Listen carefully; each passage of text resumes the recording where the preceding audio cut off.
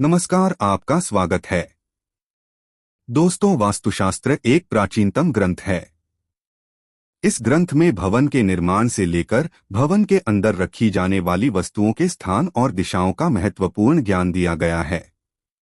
वास्तुशास्त्र के अनुसार प्रत्येक भवन में पूजा स्थल का निर्माण करना अत्यंत आवश्यक होता है। पूजा घर अथवा पूजा स्थल हमारे घर का सबसे प्रमुख अंग होता है। इस स्थान पर सकारात्मक ऊर्जा का निर्माण होता है और यह ऊर्जा संपूर्ण घर में संचारित होती है, जिससे घर का वातावरण शुद्ध और पवित्र रहता है। पूजा घर बनवाते समय भी हमें वास्तु के नियमों का पालन जरूर करना चाहिए, क्योंकि शास्त्रों में पूजा घर के संबंध में बहुत ही महत्वपूर्ण नियम बताए गए हैं। पूजा घर की दिशा, पूजा घर का स्थान, पूजा घर में रखी जाने वाली चीजें तथा पूजा करते समय मुख किस दिशा में होना चाहिए आदि प्रकार के बहुत ही महत्वपूर्ण नियमों को ध्यान में रखना आवश्यक होता है। तभी हमें हमारी पूजा का संपूर्ण फल प्राप्त होता है। कई लोग इन नियमों को नहीं जानते हैं और अनजाने में ही पूजा घर का निर्माण गलत दिशा में करते हैं अथवा पूजा घर में ऐसी चीजें रख देते हैं जो नकारात्मक ऊर्जा के स्रोत होती है। इन चीजों से निकलने वाली नेगेटिव एनर्जी पूजा घर को अपवित्र बना देती है। पूजा घर में हम अपनी अपनी पसंद के अनुसार और कोई की परंपरा के अनुसार देवी देवताओं की मूर्तियां तथा तस्वीरें रखते हैं। यदि परिवार बड़ा होता है तो सभी लोग अपने अपने इष्ट देवता की मूर्ति पूजा घर में रखते हैं। जैसे हर मनुष्य का जन्म अलग अलग राशि में होता है, तो उसके ऊपर एक विशिष्ट देवता की कृपा बनी हुई होती है। इसी कारण से उसे किसी एक विशेष देवता के प्रति लगाव अधिक होता है। शायद आपको भी किसी एक देवता के प्रति ज्यादा आकर्षण रहा होगा। इसके पीछे आपके जन्म का रहस्य छिपा हुआ होता है। वास्तुशास्त्र के अनुसार पूजा घर में देवी देवताओं की मूर्तियां अथवा तस्वीरें सीमित होनी चाहिए। एक ही देवताओं की अधिक मूर्तियां भी नहीं रखनी चाहिए। मूर्तियां रखते समय उनका मुख सही दिशा में रखना आवश्यक होता है, तभी वह मूर्तियां सिद्ध होती है। पूजा घर में बहुत ज्यादा मात्रा में मूर्तियां रखना भी अच्छा नहीं माना जाता, क्योंकि प्रत्येक देवता की पूजा पद्धति में थोड़ा फर्क होता है और अगर आप सभी देवताओं की पूजा एक ही पद्धति से करते हैं तो इसके अशुभ परिणाम प्राप्त होते हैं। इसीलिए जिन देवताओं की पूजा विधि आपको पता है, केवल उन्हीं की मूर्तियां अथवा तस्वीरें रखनी चाहिए। कुछ देवताओं को उग्र माना जाता है और उनकी पूजा विधि भी अत्यंत कठिन होती है, इसीलिए उनकी मूर्ति पूजा घर में नहीं रखनी चाहिए। इसीलिए आज हम आपको पूजा घर से संबंधित उन सभी महत्वपूर्ण नियमों के बारे में बताने जा रहे हैं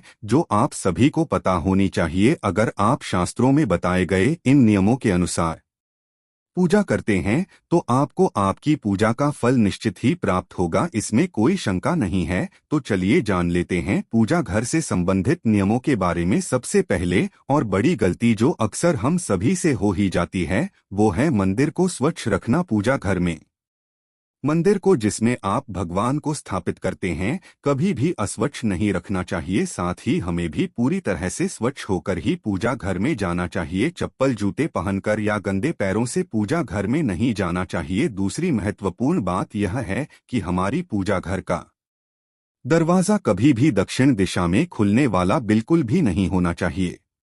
दक्षिण दिशा मृत्यु के देवता यमराज की दिशा मानी जाती है। इस दिशा में भगवान के लिए लगाए गए दिए की जो भी नहीं होनी चाहिए। इसी प्रकार से देवी देवताओं के मुख भी दक्षिण दिशा में कदापि नहीं होनी चाहिए। साथ ही यह भी ध्यान रखें कि देवी देवताओं के मुख्य एक दूसरे के ने सामने ना हो। तीसरी बात है, पूजा घर में कभी भी खड़े हुए और नाचते हुए गणपति की मूर्ति न रखें। तांडव करते हुए भगवान शिव की मूर्ति अथवा तस्वीर न हो। हनुमान जी की तथा माता की रौद्र रूप में फोटो या मूर्ति कभी भी नहीं लगानी चाहिए। किसी भी भगवान की हमें शाही शांत और बैठी हुई अवस्था में अर्थात विराजमान अवस्था में ही मूर्ति होनी चाहिए। पूजा घर में किसी भी देवता की खंडित मूर्ति कभी नहीं रखनी चाहिए।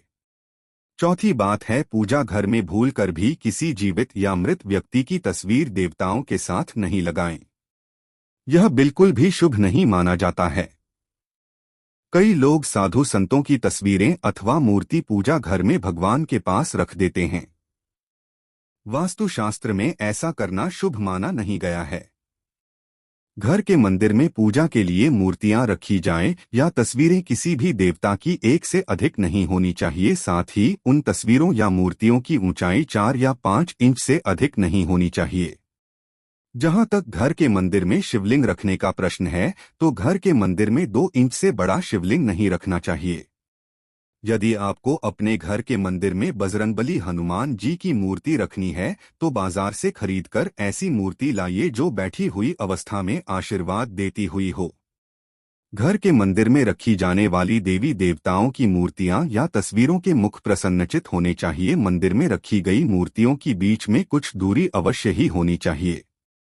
घर के मंदिर में माता काली, भैरव जी और शनि देव जी की मूर्ति रखना वर्जित है। 5वीं बात है, हमारे प्राचीन हिंदू शास्त्रों में 5 देवों की प्रतिमा पूजा बताई गई है, इसीलिए प्रत्येक घर के मंदिर में इन 5 देवताओं की मूर्ति अथवा तस्वीर अवश्य ही होनी चाहिए। मंदिर में सूर्य देव की तस्वीर अवश्य लगाएं। गणेश जी, भगवान विष्णु, मां पार्वती और भगवान शिव, इन 5 देवताओं की पूजा घर में अवश्य होनी चाहिए, तभी वह पूजा घर संपूर्ण होता है।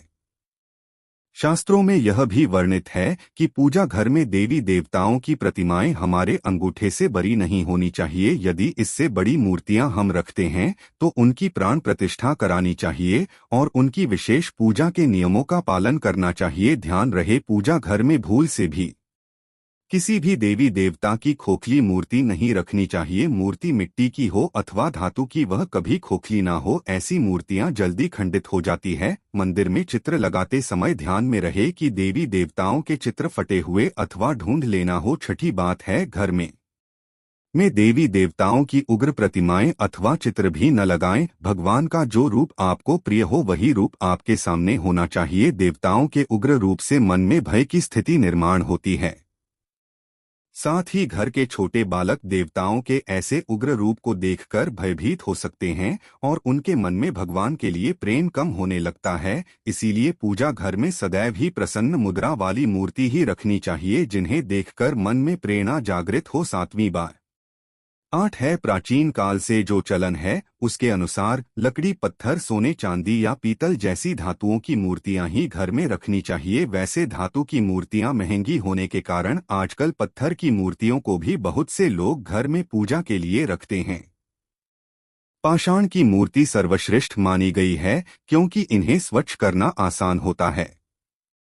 धातु की मूर्ति भी उत्तम होती है क्योंकि यह जल्दी नहीं टूटती है। मिट्टी की मूर्ति रखने पर इनके टूटने की संभावना बनी रहती है और इन्हें स्वच्छ करना भी कठिन होता है। इसीलिए घर के मंदिर में ऐसी मूर्तियां रखें जो टूटे नहीं और उन्हें आसानी से स्वच्छ किया जा सके। घर के मंदिर में भूल से भी प्लास्टिक की अथवा प्लास्टर ऑफ पेरिस की मूर्तियां न रखें। वास्तुशास्त्र में ऐसी मूर्तियों की पूजा करना अशुभ माना गया है। 8वीं बात है, वास्तुशास्त्र के अनुसार घर में मंदिर का स्थान कहां पर होना चाहिए।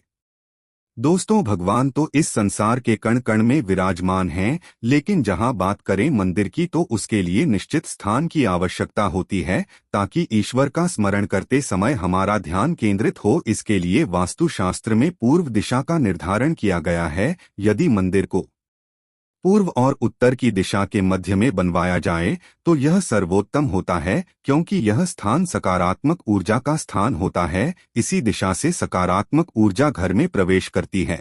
लेकिन ध्यान रहे, आपके घर का मंदिर वॉशरूम या शौचालय से दूरी पर होना चाहिए। अपने घर का पूजा स्थल ऐसे स्थान पर कदापि न बनाएं जहां पास में वॉशरूम हो, क्योंकि वॉशरूम या शौचालय नकारात्मक ऊर्जा का क्षेत्र है। ऐसे स्थान पर मंदिर बनाने से अशुभ परिणाम प्राप्त होते हैं।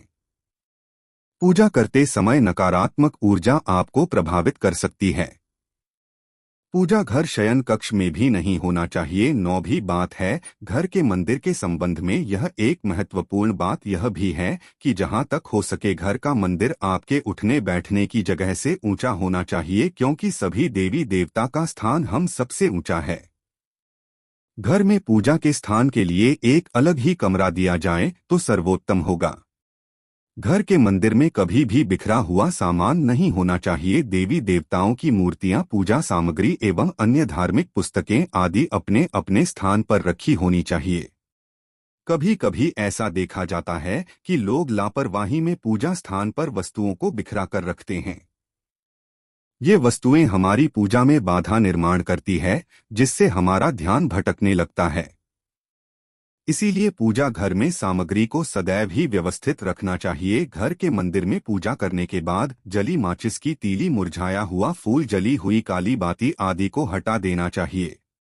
अपने पूजा स्थल को साफ सुथरा रखना चाहिए। घर के मंदिर में बिक्री और जली हुई माचिस की तीली नहीं होनी चाहिए। यदि दीपक जलाने के लिए आपने पूजा घर में माचिस रखनी ही है तो उसे किसी कागज या कपड़े में छिपाकर रखना चाहिए, उसे सामने नहीं रखना चाहिए। दीपक जल लाने के बाद बुझी हुई माचिस की तीली को इधर उधर नहीं फेंकना चाहिए, बल्कि उसे डस्टबिन में डाल देना चाहिए। ध्यान रहे, पूजा घर में लाइटर आदि चीजों का प्रयोग दीपक जलाने के लिए भूल से भी न करें। तो दोस्तों, इस प्रकार से आप अपने पूजा घर में वास्तुशास्त्र के नियमों का पालन करके सकारात्मक ऊर्जा निर्माण कर सकते हैं। उम्मीद है आपको यह जानकारी अच्छी लगी होगी। वीडियो को लाइक जरूर करें, कमेंट में जय श्री कृष्ण अवश्य लिखें, साथ ही चैनल को सब्सक्राइब जरूर करें।